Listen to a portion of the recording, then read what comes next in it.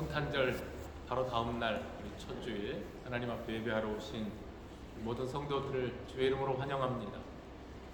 아마 도롬하나님교회 1년 중 가장 조용한 주일이 될 것 같아요. 그렇죠?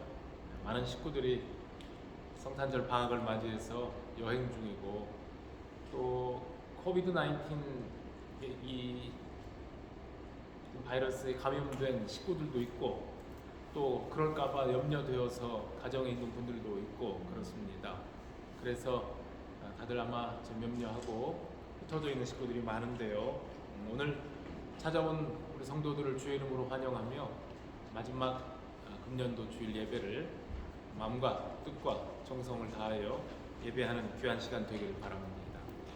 이제 우리 다 같이 주악에 맞춘 묵도하심으로 주일 예배 하나님 앞에 드리겠습니다.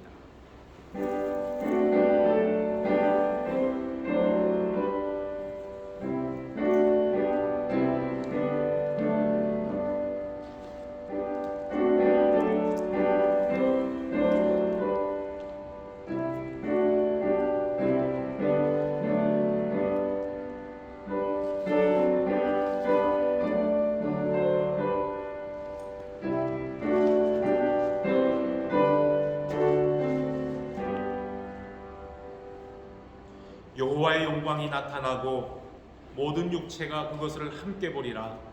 이는 여호와의 입이 말씀하셨느니라.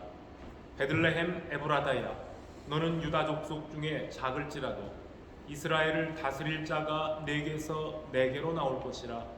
그의 근본은 상고에 영원에 있느니라. 이는 한 아기가 우리에게 낳고 한 아들을 우리에게 주신 바 되었는데 그의 어깨에는 정사를 메었고 그의 이름은 기묘자라, 모사라, 전능하신 하나님이라, 영존하시는 아버지라, 평강의 왕이라 할 것임이라. 그 정사와 평강의 더함이 무궁하며 또 다윗의 왕좌와 그의 나라에 군림하여 그 나라를 굳게 세우고 지금 이후로 영원히 정의와 공의로 그것을 보존하실 것이라. 아멘. 자비로우신 하나님 아버지, 감사합니다. 지난 1년을 은혜 가운데 지켜주시고 2021년도 마지막 주일 하나님 앞에 예배를 드리며 사랑하는 자녀들이 주님 앞에 머리를 숙입니다. 흩어져 있는 식구들 오늘 이 시간도 어디에 있든지 주님의 사랑 가운데 지켜주시고, 여기 모인 사랑하는 주의 백성들 온 마음을 다해 주님 앞에 예배할 때에 영광 가운데 계시는 주님, 사랑하는 자녀들에게 준비하신 은혜 풍성히 내려주시고, 오늘도 하나님 앞에 예배할 때에 우리의 마음이 하나 되어 주님 앞에 나아가는 기쁨의 시간 되게 하여 주시옵소서. 예수 그리스도의 이름으로 기도합니다. 아멘. 사도신경으로 우리의 신앙을 고백합시다. 나는 전능하신 아버지 하나님 천지의 창조주를 믿습니다. 나는 그의 유일하신 아들 우리 주 예수 그리스도를 믿습니다. 그는 성령으로 잉태되어 동정녀 마리아에게서 나시고 본디오 빌라도에게 고난을 받아 십자가에 못 박혀 죽으시고 장사된 지 사흘 만에 죽은 자 가운데서 다시 살아나셨으며 하늘에 오르시어 전능하신 아버지 하나님 우편에 앉아 계시다가 거기로부터 살아있는 자와 죽은 자를 심판하러 오십니다. 나는 성령을 믿으며 거룩한 공교회와 성도의 교제와 죄를 용서받는 것과 몸의 부활과 영생을 믿습니다. 아멘. 다 함께 자리에서 일어나셔서 하나님을 찬송합시다.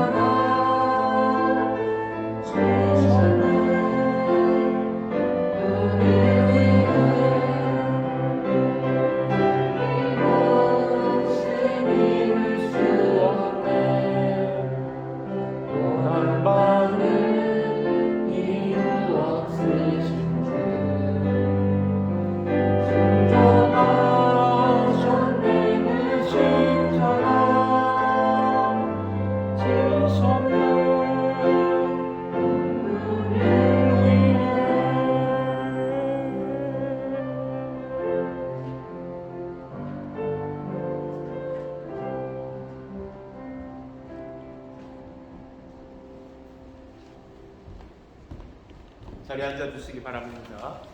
이 시간 우리를 위해서 대표로 김용욱 권사님 기도 인도하시겠습니다.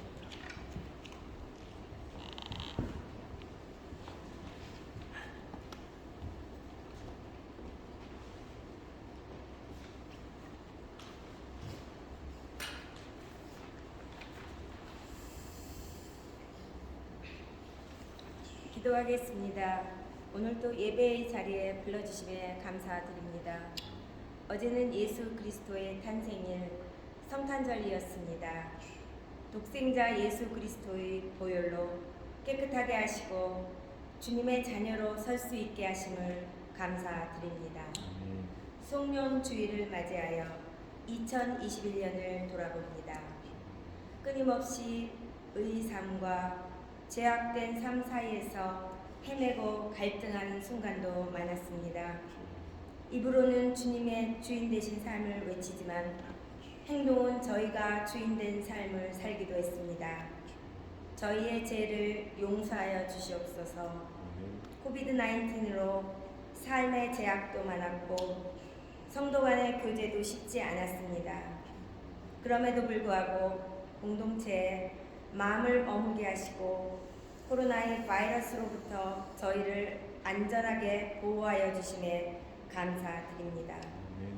힘든 상황에서도 끝이 보이지 않는 코로나의 상황에서도 늘 주님과 동행하여 담대히 기도하며 나아가게 하소서. 한 해 마무리를 잘하고 새해에는 주님의 말씀에 합당하는 역할을 각 공동체 부서에서 할 수 있기를 간구드립니다. 특히 찬양팀에 많은 은혜를 주셔서 많은 청년들이 합류할 수 있기를 기도드립니다. 더럼 한인교회의 사역이 아름다운 향기로 더럼 지역에 퍼질 수 있기를 역사하여 주시옵소서. 먼 타국에서 힘든 상황에서 사역하시는 선교사님과 전도사님의 건강과 안전 지켜주시고 그들의 비전을 담대히 펼쳐나가길 기도드립니다. 오늘 말씀을 전하시는 윤영택 목사님, 영육간의 강건함 주시고 이 교회와 주님의 사역을 이끌어 나가시는데 지치지 않게 하소서. 이 예배를 통하여 우리에게 주의 긍휼과 자비를 체험하게 하시고 주님의 몸된 교회가 하나 되게 하소서. 주 예수 그리스도의 이름으로 기도드립니다. 아멘.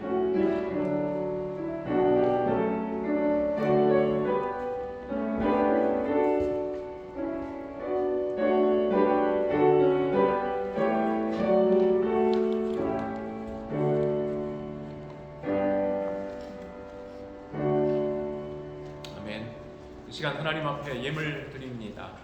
다 함께 자리에서 일어나셔서 우리 하나님 앞에 봉헌하겠습니다.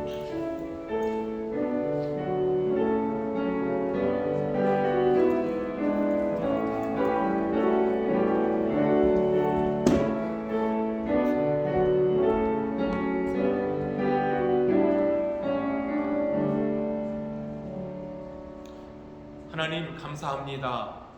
주일 아침에 주님 앞에 나올 때 우리 사랑하는 자녀들이 하나님께서 베푸신 귀한 은혜를 기억하며 감사함으로 몸과 마음을 드리고 또한 준비한 예물도 하나님 앞에 드립니다. 예수 그리스도 어린 아기께 경배하기 위하여 찾아온 동방의 박사들처럼 저들이 황금과 유향과 모략을 드려 왕 되신 주님, 구원자 되신 우리 주님께 경배한 것처럼 오늘 저희들도 같은 마음으로 우리의 왕 되신 주님, 우리에게 모든 것을 주시되 당신의 생명까지 주신 예수 그리스도의 은혜와 아버지 하나님의 사랑과 성령의 은총에 늘 감사하며 감사함으로 준비된 예물을 드립니다. 10의 1조로 구별하여 드리는 가정들 손으로 하는 일마다 복되게 하시고 오늘도 감사의 예물, 선교를 위하여 드리고 주일로 정하여 드리는 모든 예물들이 하나님 나라 창고에 잘 쌓여가며 그 물질을 통하여 많은 영혼들이 주님 앞에 돌아오는 귀한 역사가 나타나게 하시고 힘들여 드리는 믿음의 가족들의 그 손길을 복주셔서 손으로 하는 모든 것들이 복되며 저들의 학업과 일터에서 하나님의 영광을 나타내는 귀한 가족들 되게 하여 주시옵소서. 감사를 드리오며 예수 그리스도의 이름으로 기도합니다. 아멘. 자리에 앉아 주시기 바랍니다.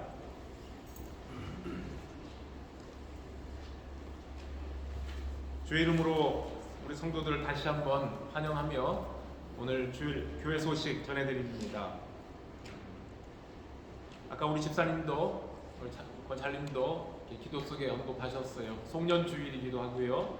또 성탄절 후에 마지막 주일이 첫 번째 주일이기도 합니다. 성탄절 어제 여러분들 가족들과 함께 좋은 시간들 보내셨을 줄로 압니다. 성탄의 기쁨이 온 가족들에게 늘 함께하기를 바랍니다. 오늘 말씀 속에 또 성탄절의 의미를 다시 한번 되새겨보기로 합니다. 1월달 내년도 우리 교회의 중요한 행사들 주부에 먼저 예고합니다. 다음 주일은 이 일주일은 신년주일입니다. 그래서 여러분들 가족들과 함께 기쁜 마음으로 감사한 마음으로 하나님께 한 해를 시작하는 주일이 되면 참 좋겠습니다.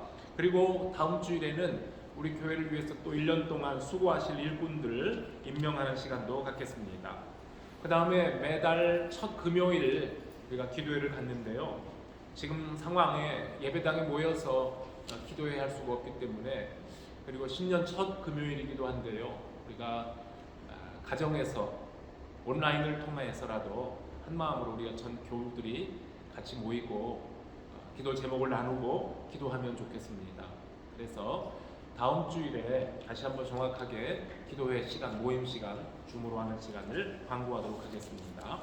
그리고는요, 또 둘째 주일은 첫째 주일에 임명된 우리 일꾼들, 교회 모든 재직들, 청지기들 하나님 앞에 헌신하는, 다짐하는 헌신 예배로 드리게 됩니다. 그러면서 그때에는 모든 직분자들이 함께 특송으로 하나님 앞에 영광 돌릴 수 있길 바랍니다. 우리 같이 준비하도록 하겠습니다. 그리고 예배 후에는 신년 재직회, 첫 번째 재직회가 열리게 됩니다. 1월 달에 봉사할 분들 주부에 예고되어 있습니다. 맡은 바 그 순서에 충성해 주시고요. 혹시 변동이 생길 경우에는 담당자들끼리 미리 말씀하셔서 차질이 없게 잘 진행하시면 되겠습니다. 기도 요청란 보시면 오늘 여러분들이 어떤 제목으로 우리가 함께 공동 기도를 해야 될지 나와 있을 겁니다. 위에서 기도해 주십시오. 그리고 12월 생일자들이 많았는데요. 오늘 김준수 학생이 생일인데 가족들이 런던으로 다 지금 여행 중이라 같이 참석 못했습니다. 우리가 함께 지난번에 축복했음에 대해서 감사를 드립니다. 주부에 없는 소식입니다.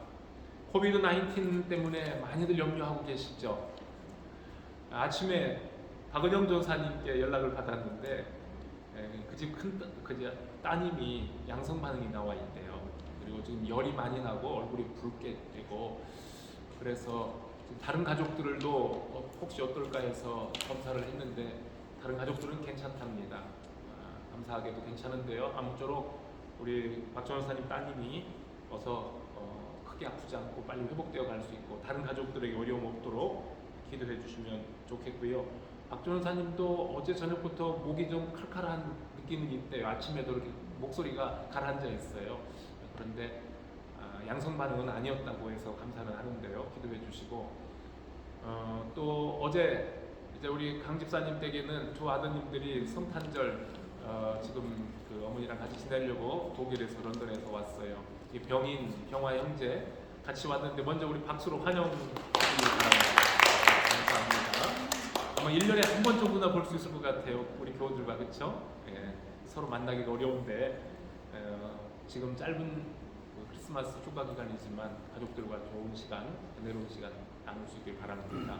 어젯밤에 집사님 댁에도 우리 큰아들 병인 형제가 몸이 안 좋아서 혹시라도 코비드 19이 아닐까 염려가 돼서 이렇게 검사 키트를 구해서 검사하고, 오늘 아침에도 아마 검사하고 오신 거예요.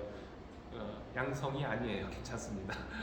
그렇죠. 몸이 많이 고단한 상태인 것 같아요. 건강 잘 회복해 나갈 수 있도록 기도해 주시고, 우리 청년 회장 수년 형제가 우린 몰랐는데 지난 주간에 심장에 이상이 있어서 요크에 우리 성혁 형제랑 영진 자매 이렇게 서로 같이 방문하고 상욱 형제랑 같이 있다가 너무 몸이 좀 이상해서 심장에 이상이 있어서 급하게 병원에 다녀왔어요. 병원에 다녀왔는데 심각한 이상은 없지만 그래도 앞으로 혹시 몰라서 좀 정밀 검사가 필요합니다. 영국 병원에서는 절차도 복잡하고 시간도 걸리고 해서 아마 확정은 아직 아니에요. 그렇죠? 우리 형제가 겨울에 한국을 방문해서 정밀 검사를 받고 돌아온 것이 좋지 않을까 계획 중에 있습니다. 기도해 주십시오. 그때 일시적으로 그런 아픔이 있었고 더 이상 다시 반복되는 일이 없도록 건강하게 잘 학업에 마무리될 수 있도록 기도해 주시면 대단히 감사하겠습니다. 네, 그래서 기도 부탁드리고 크고 작은 감기 때문에 못 오는 가족도 있어요. 저희 집에도 나라하고 지아가 길어요. 이게 감기가 길어요. 근데 나을 줄 알았더니 지난 엊그제부터 더 좀 심해져서 목도 아프고 그래서 오늘 같이 혹시 교우들에게 폐가 될까 봐서 집에서 예배 드리기로 하고요. 여행 중에 있는 학생들, 가족들이 지금 많이 있습니다. 지금 어려운 상황에 여행 다니면서 혹시라도 위험에 노출되지 않도록 늘 기도해 주시고 무사 귀가하고 다음 주일에는 성도들이 건강한 모습으로 이 자리에 만나 예배할 수 있기를 간구합니다. 이상 우리 교회 소식을 마칩니다. 네.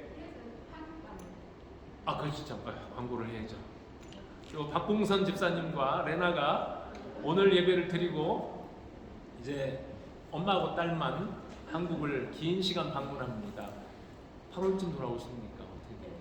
8월경에 돌아올 예정입니다. 그때 아빠하고 이제 사무엘, 조슈아 이렇게 세 남자들만 이제 있는데 아마 더 아빠와 아들들 간의 끈끈한 정이 맺어지리라 믿습니다. 엄마를 많이 그리워하고 엄마의 손길이 얼마나 소중한지도 배우고 동생도 보고 싶고 그래요. 우리 모녀간에 한국 가셔서 계획한 일들 은혜 가운데 잘 진행하시고 기쁜 소식 계속 들려오도록 기도해 주시면 감사하겠습니다. 시간에는요 축복성 부르는데요. 축복성은 모두를 축복합니다. 여행 좀 떠나야 될 우리 박 집사님 가정, 여행 중에 있는 가정, 지금 코비드 때문에 고통받고 있는 식구들, 감기로 고난받는 식구들, 또 심장 등 몸이 약한 형제 자매들, 오늘 부모님, 어머니 만나기 위해서 또 독일에서 런던에서 찾아온 우리 형제들, 모든 가족들, 여러분들에게 다 하나님의 위로와 은혜가 풍성하기를 바라며 야곱의 축복 우리 같이 찬양하도록 하겠습니다.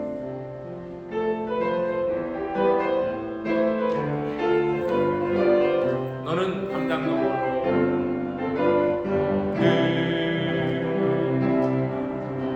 모든 나무 가지에 열매처럼 하나님의 귀한 축복이 삶에 가득히 넘쳐날 거야. 너는 어떤 시련이 와도 능히 이겨낼 강한 마음이 있어. 전능하신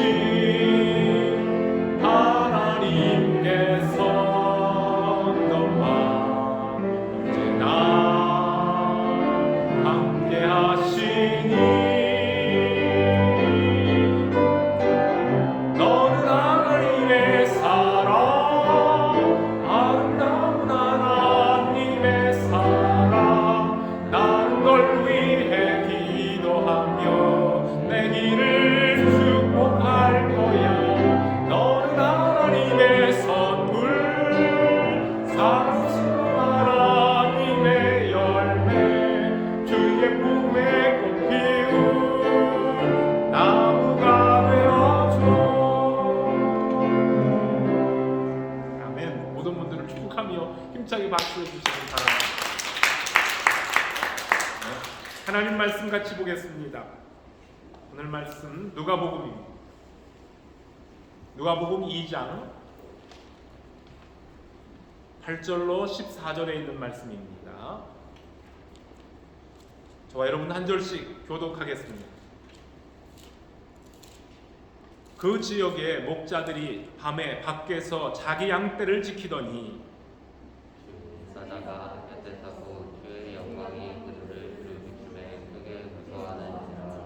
천사가 이르되 무서워하지 말라. 보라, 내가 온 백성에게 미칠 큰 기쁨의 좋은 소식을 너희에게 전하노라.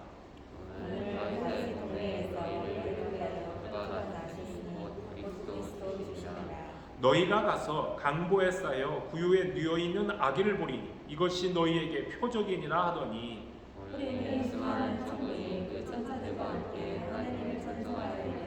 같이 읽읍시다.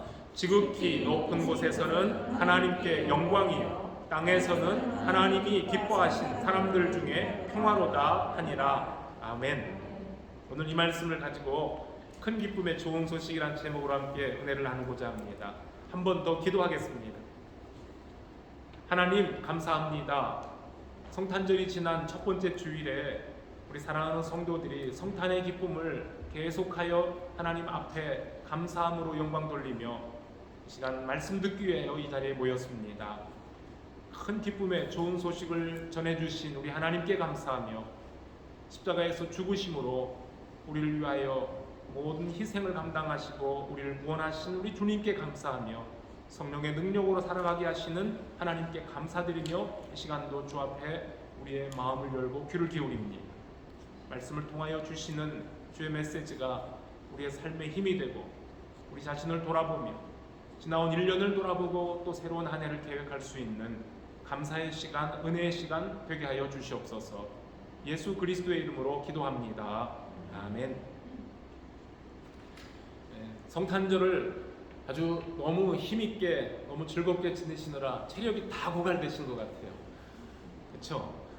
지쳐있는 모습들처럼 보이기도 하고 아니면은 2021년도가 가는 게 너무 애석하고 서운해서 그래서 섭섭해서 기운들이 빠지셨는지 힘내시기를 바랍니다. 오늘 여러분들 하나님 앞에 예배 드릴 때에 산소망 가운데 또 새해를 바라보며 함께 송년주일 예배를 드리도록 합시다. 우리가 성탄절 전로 성탄절 날 어제까지 얼마나 많은 축하 메시지를 나눴습니까? 말로도 글로도 카드로도 메리 크리스마스라고 여러분들 인사를 했습니다. 사람들은 우리 예수님께서 탄생하신 날을 기념하는 성탄절에 그렇게들 인사하죠. 메리 크리스마스. 주고받는 성탄 카드에도 항상 메리 크리스마스라는 글귀가 적혀 있고 교회를 다니지 않는 불신자들도 성탄절에 인사할 때는 그분들도 무심코 메리 크리스마스라고 인사를 하기도 합니다. 즐거운 성탄절 되길 바랍니다 하고 인사할 때 그 즐거움이라는 것이 그저 연말이 되어서 또 크리스마스에 선물을 나누며 재미있게 파티를 열고 즐기는 재미있는 홀리데이가 되라는 그러한 뜻은 절대로 아닙니다. 어린이들이 산타클로스 분장을 한 할아버지에게 선물 받는 날 그날 기다리는 기대감으로 기쁘고 즐거운 크리스마스라고 인사하는 것도 물론 아닙니다. 그리스도가 세상에 오심을 감사하며 기쁨으로 경배한다, 예배한다는 뜻에서 나온 메리 크리스마스라는 기쁨의 인사가 우리들 기독교인들에게는 물론이고 예수를 믿지 않는 불신자들 그 사람들도 그 뜻이 무엇인지 정확하게 알고 나누는 인사가 된다면 그 메리 크리스마스라는 기쁨이 배나될 것을 우리는 분명히 합니다. 오늘 읽은 말씀에 천사들이 목자들에게 들려준 구주 성탄의 메시지가 나와 있습니다. 온 백성에게 미칠 큰 기쁨의 좋은 소식을 너희에게 전하노라 했습니다. 온 세상 사람들에게 가장 큰 기쁨을 가져다 주는 좋은 소식은 구주께서 세상에 오셨음을 알리는 기쁘고도 좋은 소식이며 그것을 가리켜 우리는 곧 복음이라고 합니다. 굿뉴스입니다. 그래서 예수께서 세상에 오셔서 사람들과 함께 계시는 동안 가르쳐 주신 하나님 나라의 비밀과 또 죄인들을 구원하시기 위해서 몸소 보여주셨던 예수 그리스도의 삶을 기록한 책을 가리켜 복음서라고 부르기도 합니다. 하나님의 아들이신 예수께서 아기로 태어나 세상에 오신 이야기는 마태복음과 누가복음 두 복음서에 기록이 되어 있고요. 이 두 복음서 기자들은 서로 다른 방식으로 예수 그리스도의 탄생 이야기를 리포트하고 있습니다.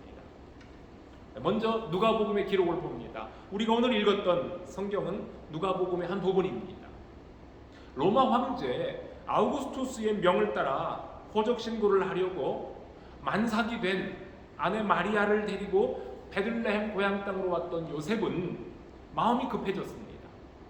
이 집 저 집 문을 두드리며 산모를 위해서 방 한 칸 내주십시오라고 다급하게 구했지만 아무도 고향을 찾아온 나그네 가정에게 빈방을 내어줄 집은 없었습니다.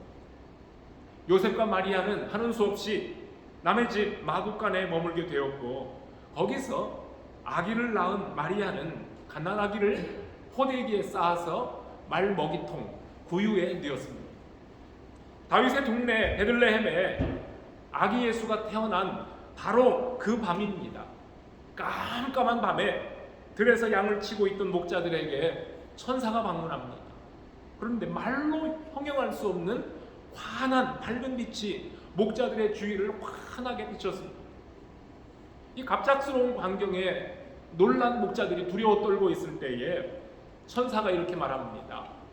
두려워 말라. 내가 온 백성들이 크게 기뻐할 좋은 소식을 전하러 왔어. 오늘 다윗의 동네에 베들레헴에 너희를 위하여 구주가 탄생했으니 그분이 곧 그리스도 주시니라. 너희가 동네로 가서 구유에 뉘어 강고에 쌓여서 구유에 뉘어 있는 한 아기를 보리니 이것이 그리스도가 탄생하셨던 증거니라고 했습니다. 그리고는 셀 수 없이 많은 천사들이 호련히 나타나더니 우리가 읽었던 마지막 구절입니다. 지극히 높은 곳에서는 하나님께 영광이, 땅에서는 하나님이 기뻐하시는 사람들 가운데 평화로다 선언합니다. 이렇게 찬송하고 그리고는 천사들은 또 사라졌습니다. 이 모든 광경을 목격한 목자들은 천사가 한 말이 사실인지 확인하기 위하여 들판에서 양들을 두고 베들레헴 동네로 달려들어가서 단숨에 이곳저곳 집들을 찾아 드디어 어린 아기가 누워있는 요셉과 마리아가 머물고 있는 집을 찾아냈습니다. 천사의 말대로 구유에 누워있는 아기를 발견하고는 천사가 이 아기에 대하여 자기들에게 말했던 것을 전하자 거기에 있던 사람들이 모두 신기하게 여겼더라 했습니다. 목자들 역시 그 밤에 자기들이 보고 들은 모든 일들이 너무나도 신기하여 하나님께 영광을 돌려 찬송하며 양들에게 돌아갔더라 라고 누가가 기록을 하고 있습니다. 이것이 누가복음에 기록된 누가가 기록한 예수 그리스도의 탄생하신 밤의 이야기입니다. 그런데요, 마태복음에 또 탄생 기록이 나온다고 했습니다. 마태복음에 나오는 예수의 탄생 이야기는 누가복음의 기록과 좀 다른 점이 있습니다. 동쪽의 먼 나라에서 별을 연구하던 박사들은 어느 날 하늘에 나타난 이상한 별을 발견하고 그 별의 주인공을 만나기 위해 이스라엘의 왕 헤롯이 살고 있는 예루살렘까지 먼 길을 여행해서 찾아왔습니다. 왕이 될 사람이 태어났으면 당연히 왕궁으로 가면 만날 수 있겠다는 생각으로 헤롯 궁으로 찾아간 것 아니겠습니까? 헤롯 임금을 만난 박사들은 우리가 유대인의 왕으로 태어난 아기에게 경배하려고 먼 나라에서부터 왔는데 그 아기가 어디 계십니까? 우리가 그 아기에게 경배하겠습니다 라고 묻습니다. 그 말을 들은 헤롯은 물론 예루살렘 성 사람들이 깜짝 놀라 예루살렘 온 성이 소동이 벌어졌습니다. 헤롯 대제는 자신의 왕위가 빼앗길까봐 아내까지 왕비도 죽이고 자기 아들 왕자들까지 죽였던 잔인한 사람입니다. 그런 사람이 동방으로부터 온 박사들로부터 유대인의 왕으로 난 아기가 어디 있습니까? 라는 말을 들었을 때 얼마나 놀랐겠습니까? 이런 엄청난 소식을 들은 헤롯 왕은 자기도 모르고 신하들도 모르는데 어떻게 저 외국인들이 먼저 알고 찾아왔단 말인가 하며 심히 당황하고 혼란이 되어서 아마 마음속으로 부르르 떨었을 겁니다. 성경 박사들과 제사장들을 급하게 불러 모은 헤롯은 너희들이 기다리고 있는 그리스도가 어디에서 나겠느냐라고 물었습니다. 그래서야 정신이 번쩍 든 성경 박사들이 성경을 펼쳐들고 미가 선지자가 예언했던 글을 읽으며 임금님, 폐하, 만일 메시아가 그리스도가 태어나셨다면 그곳은 다윗의 동네 베들레헴일 겁니다 라고 알려주었습니다. 여러분, 헤롯은 참으로 잔인하지만 또한 교활한 사람입니다. 동방의 박사들을 조용히 불러서 그 별이 처음 나타났던 때가 언제인가를 묻고 당신들이 먼저 베들레헴으로 가서 그 아기에 대하여 자세히 알아본 후에 그 아기를 찾거든 나에게 다시 돌아와 알려주면 나도 그곳으로 가서 그 아기에게 경배하겠소 라고 말합니다. 동방의 박사들이 궁궐을 나왔을 때 그 별이 다시 나타나 베들레헴으로 가는 길을 안내해 줍니다. 이렇게 하여 아기 예수가 있는 어떠한 집을 찾은 박사들은 그 집에 들어가 아기께 절하고 황금과 유향과 모략을 선물로 드렸습니다. 여러분, 이것이 마태복음에 기록된 예수 탄생의 이야기입니다. 베들레헴 들판에서 양을 치던 목자들이 마구간에 말 구유에 누인 아기를 처음 보고 경배한 그 시간이 깜깜한 밤이었던 것처럼 동방의 박사들이 왕으로 태어난 아기를 찾아가 절하고 선물을 드린 시간 역시 어두운 밤이었습니다.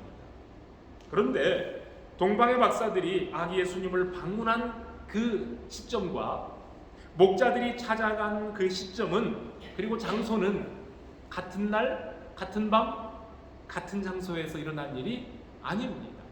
여러분들이 성경을 잘 읽어보신 분들은 이미 아실 거예요. 성탄 카드를 보면 어떤 카드에 보면 동방박사 세 사람과 목자들, 동네 사람들 같은 사람들이 마구간에 둘러서 아기에게 절하고 있는 모습, 그런 그림 많이 보셨죠? 그건 상상해서 그린 그림이지 성경을 자세히 읽어보면 그 사건은 동시 같은 자리에서 일어난 일이 아니에요. 목자들이 아기 예수를 찾아간 곳은 분명히 어떤 마구간이었고 동방의 박사들이 찾아간 곳은 그날로부터 적어도 40일 정도는 지난 후에 이상한 별을 따라서 어느 집으로 가서 그때는 아마 따뜻한 집에 계셨을 것 같아요. 어린아기가요. 그곳에 가서 경배를 했습니다. 40일이 지난 후의 일이라니 그것을 어떻게 우리가 알 수 있겠어요? 라고 질문할 수 있습니다.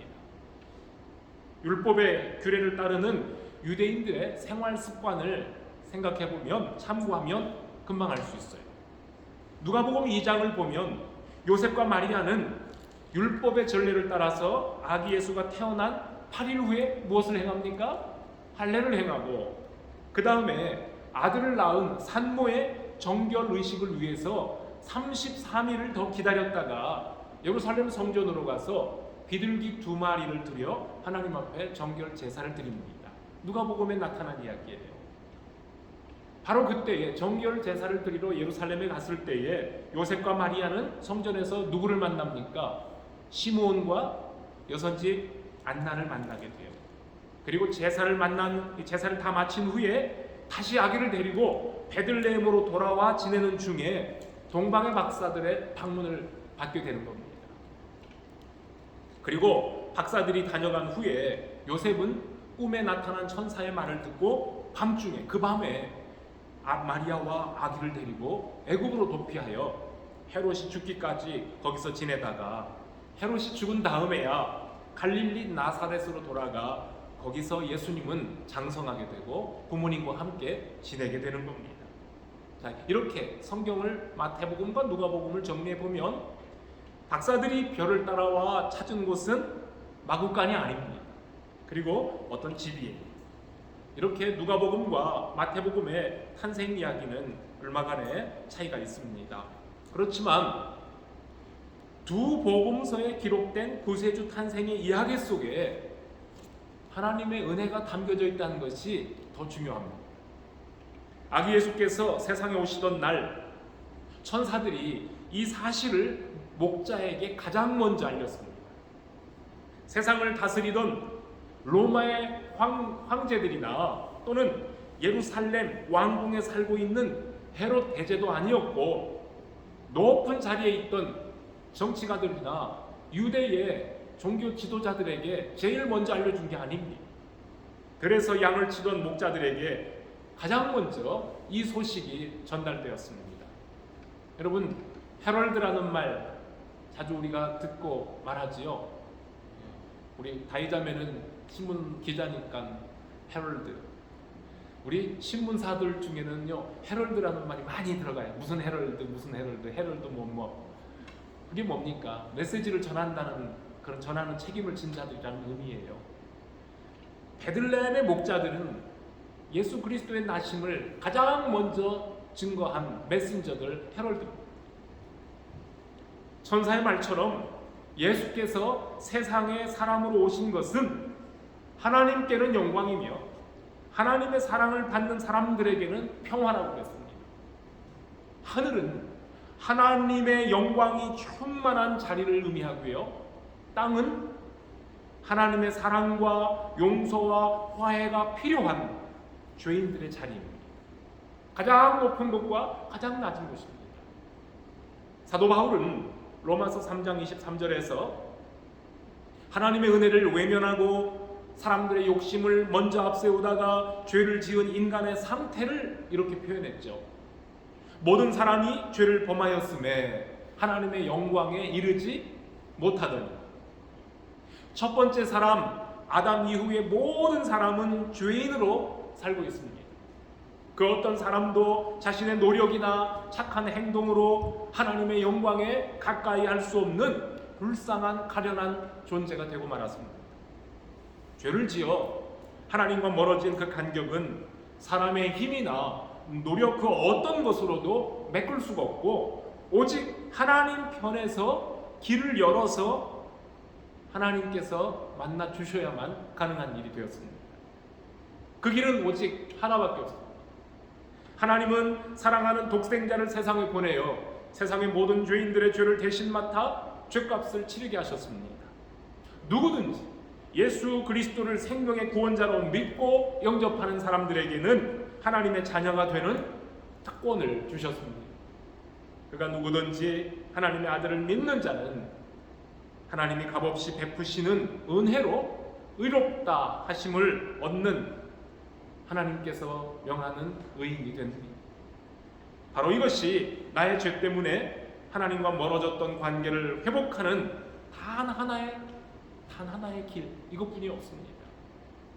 이 길 외에 그 어떤 지름길도 없고 더 쉬운 길도 없습니다.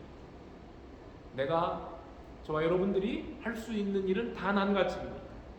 내 마음에 그리스도 예수를 믿음으로 받아들이는 것이고요, 그리고 그 외 모든 것들은 다 하나님께서 우리를 위해 은혜로 주신 선물입니다.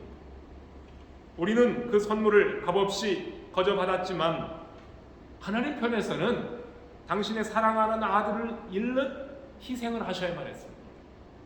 예수님은 하나님과 죄인 사이의 화해를 위한 희생 제물이 되어주셨습니다. 죄인이었던 우리를 의로운 백성으로 삼으시려고 사랑하는 아들을 죽음에 넘기시고 죄인들과는 화해를 하셨습니다. 이것이 하나님께서 우리에게 보여주신 평화의 복음, 굿뉴스입니다. 사람들이 좋아하는 말들이 많죠. 용어들이 있습니다. 사랑이라는 말 좋아하죠. 그러나 사랑과 함께 또 사람들이 좋아하는 단어가 있다면 평화입니다. 화평입니다.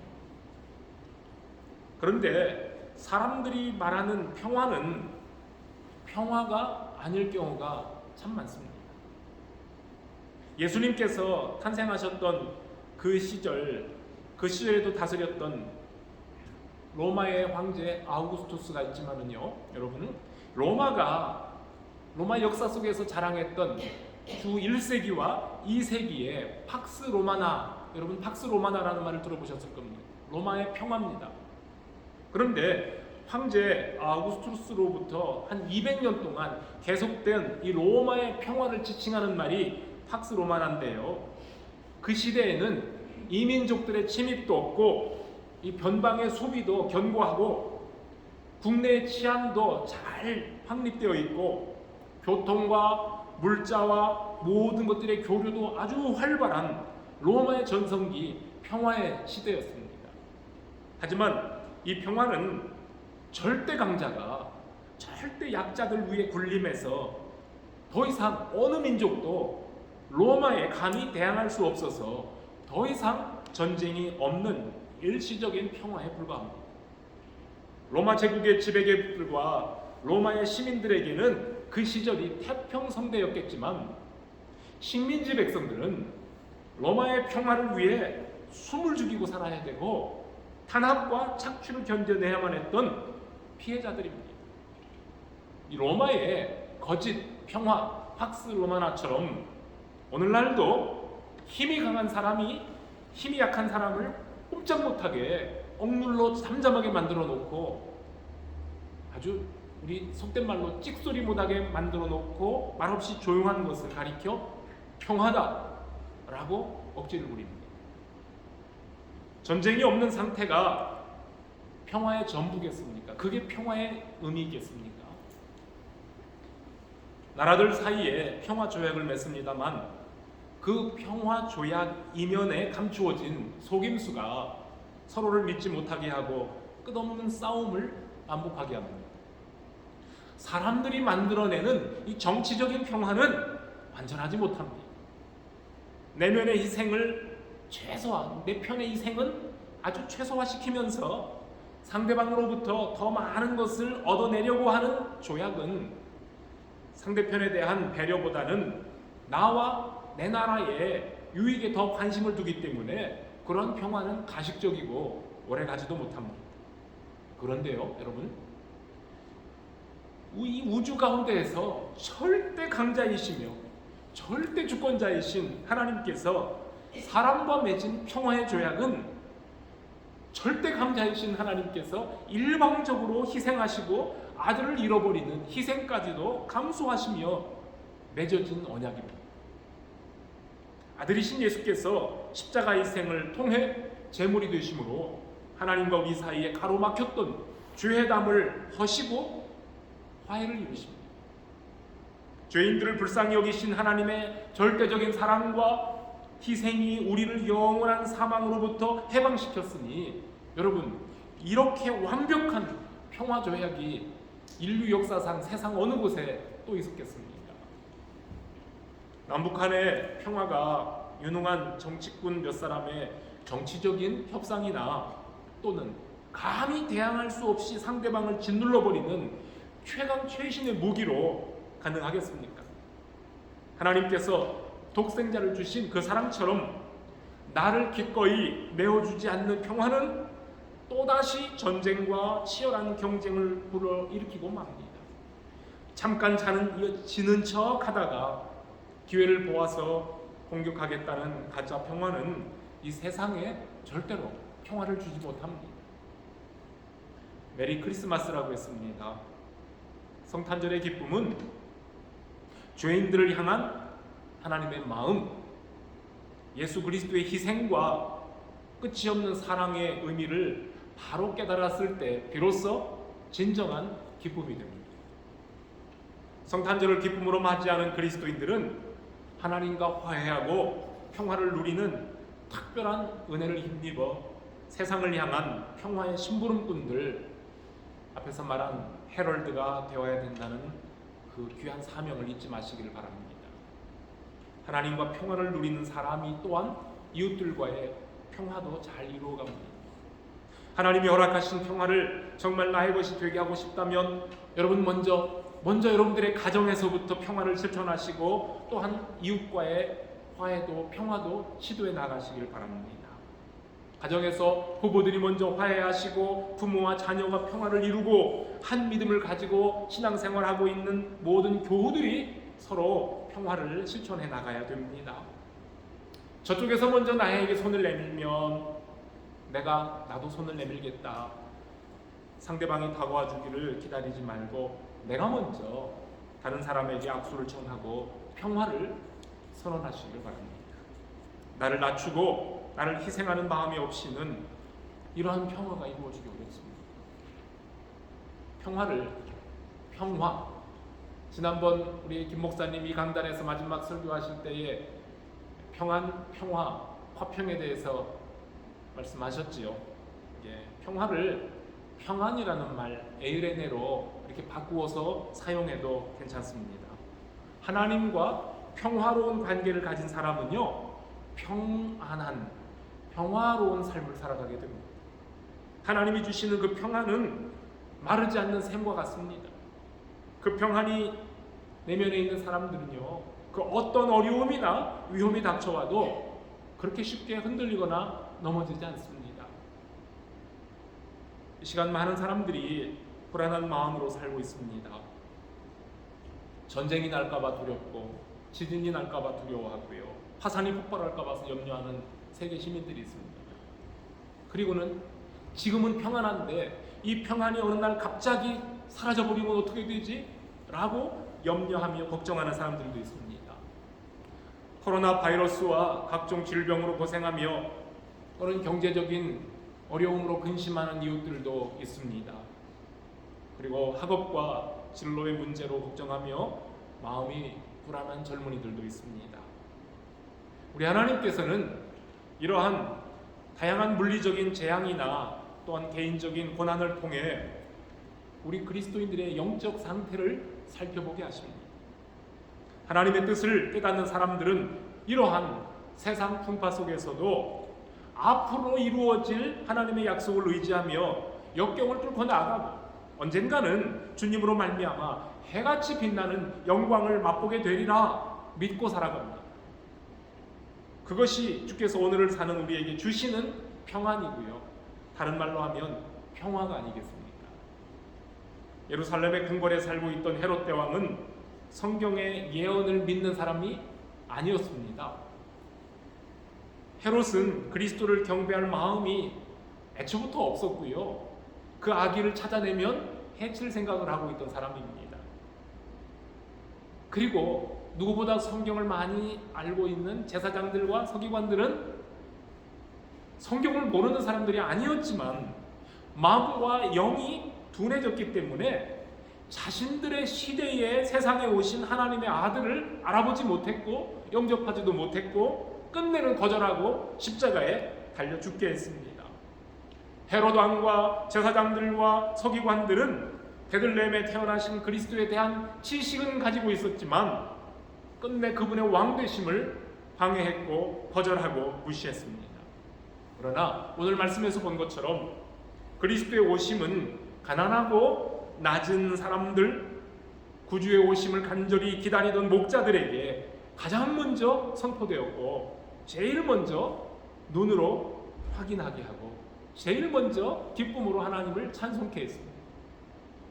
약속의 백성이 아닌 먼 나라 이방인들이 하늘의 별을 보고 유대 땅까지 찾아와 경배하신 하나님 나라의 복음은, 이 복음은 유대인들만을 위한 것이 아니라 이방인들에게도 동일한 기쁨의 소식, 구원의 메시지가 된다는 말씀입니다.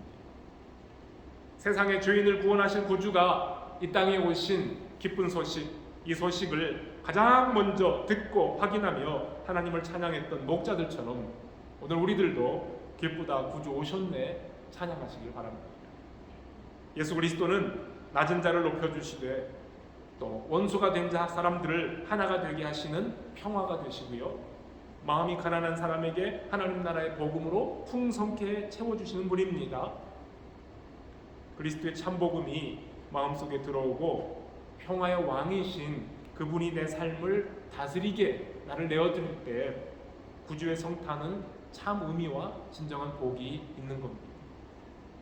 미움과 시기와 다툼과 욕심으로 가득한 어두운 마음, 어두운 세상에 참 빛이신 예수님이 들어오게 하시고 임마누엘이신 우리 주님을 항상 모시며 살아가시기를 바랍니다.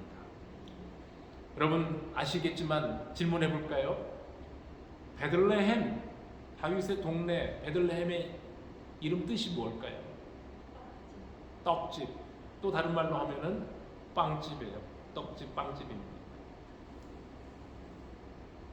베들레헴, 다윗의 동네에 탄생하신 아기 예수님은 우리 하나님께서 보내어 주신 하늘의 참떡, 생명의 떡이 되셔서 영혼이 가난하고 갈증 난 우리에게 자신의 생명을, 자신의 목숨을, 자신의 육신을 우리에게 나눠주셨습니다.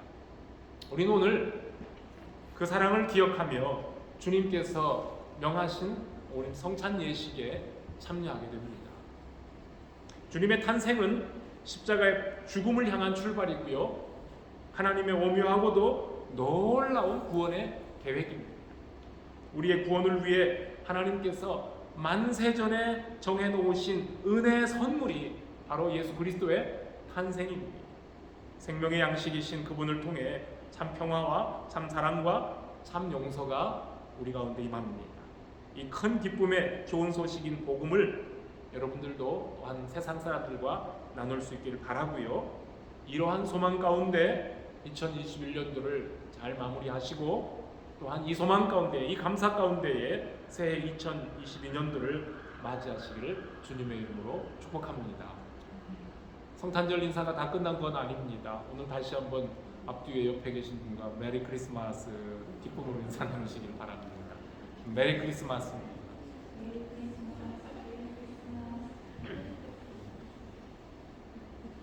이 시간 말씀과 함께 성찬 예식 진행하도록 하겠습니다.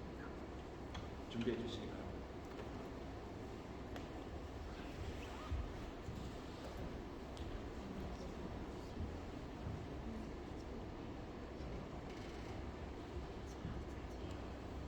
우리 주님께서 우리에게 오심은 당신의 몸을 찢어서 당신의 피를 우리에게 생명의 떡과 생명의 음료로 나누어 주심으로 그 희생을 통해 우리를 구원하시기 위해 오신 겁니다. 그리스도의 탄생이 곧 그리스도의 십자가, 구원, 죽음을 향한 출발점이었다는 것을 기억하시며, 오늘 특별히 성탄절 이후에 맞이하는 성찬 예식의 그 의미를 기억하시고 감사함으로 떡과 잔에 동참하는 성도들이 되시기를 바랍니다.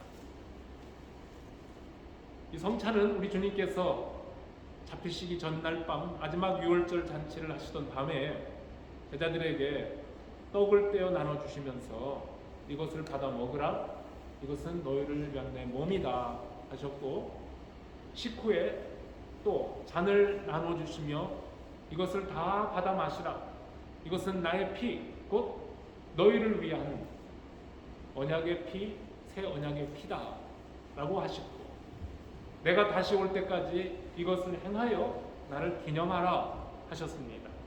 그래서 우리는 오늘 주님의 그 말씀 뜻을 따라서 우리 교회가 정한 대로 2달에 한 번씩 성찬 예식을 거행합니다. 성찬에 동참할 수 있는 분들은 세례교인들이십니다. 세례를 통해 나의 죄인임을 고백하고 예수 그리스도가 나의 구주됨을 고백하며 하나님 앞에 약속한 그 언약대로 세례교인들은 떡과 잔을 먹고 마실 때에 감사함으로 받아주시고, 또 여러분들의 삶이 그리스도와 함께 연합되는 복된 삶이 되기를 바랍니다.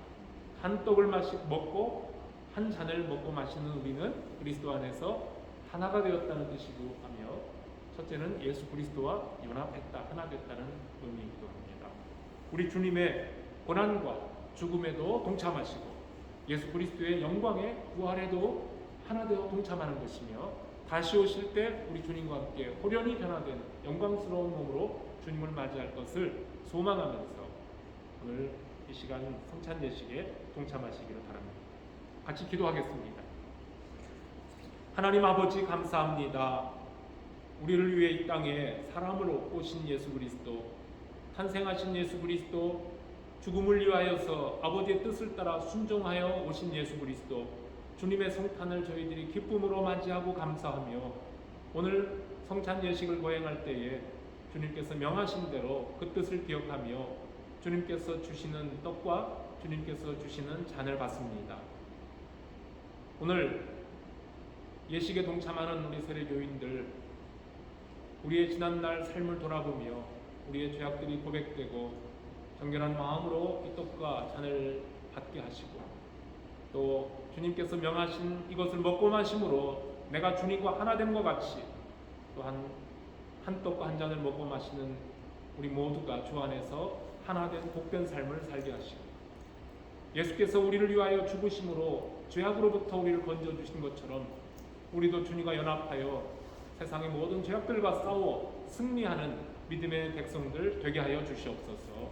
감사를 드립니다. 예수 그리스도의 이름으로 기도합니다. 아멘.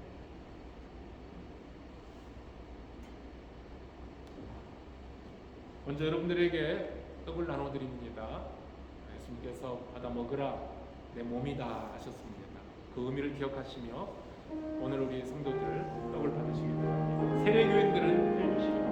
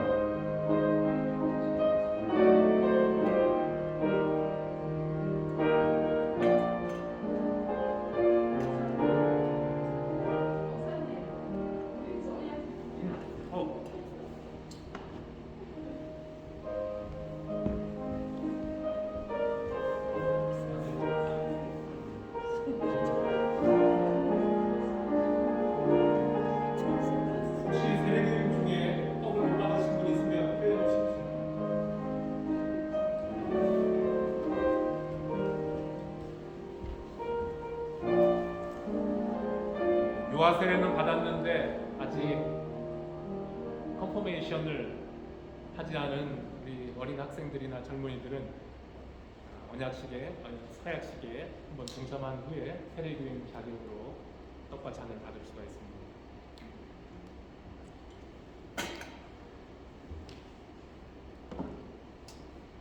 주님께서 식후에 잔을 가지고 축사하시고 말씀하시기를 내 피 곧 새 언약의 피다 하셨습니다.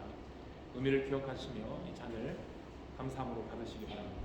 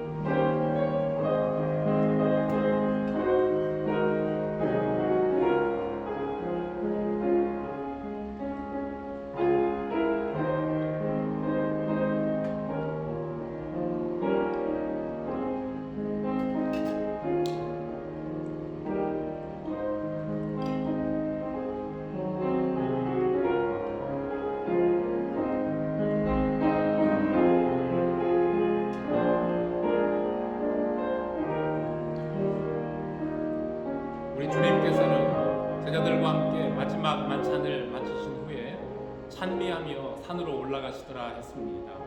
주님께서 기도하시러 겟세마네 동산으로 가십니다. 당신의 몸을 이제 하나님 앞에 드리는 시간입니다. 여러분들 다음 성찬식에 이를 때까지 늘 주 안에서 능력 있는 복된 삶을 살아가시길 바랍니다. 다 함께 자리에서 일어나셔서 찬송하겠습니다. 마지막 찬송입니다. 기쁘다고 좋으셨네. 같이 부릅시다.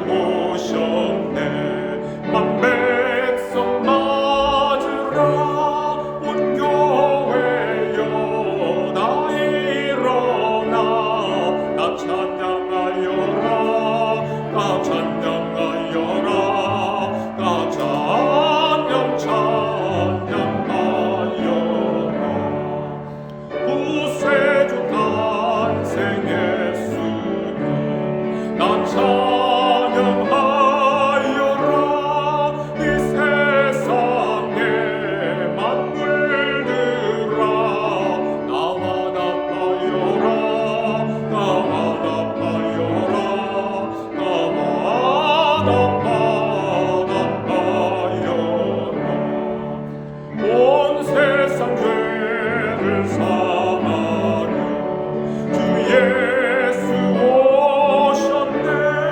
죄와 슬픔 몰아내고 다 구원하시네. 다 구원하시네. 다 구원하시네. 은혜와 진리 되신 주 나 주관하시니 만국 백성 우주 앞에 다 경배하여라. 다 경배하여라. 다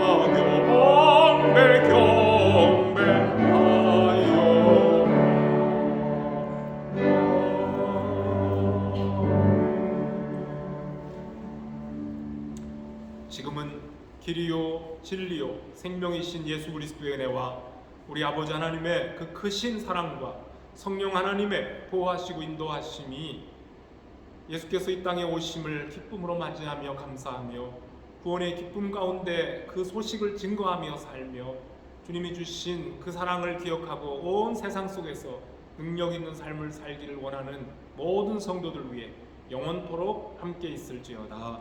아멘.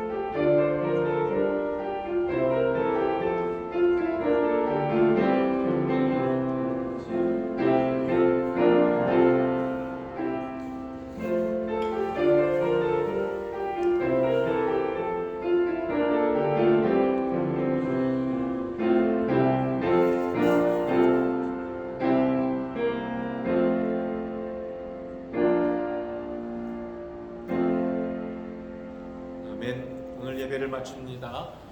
우리 자리 정돈 같이 하시고 아래층에 내려가서 간단하게 준비한 오늘도 우리의 교제 친교 식사가 있습니다. 꼭 같이 교제하시고 돌아가시면 감사하겠습니다.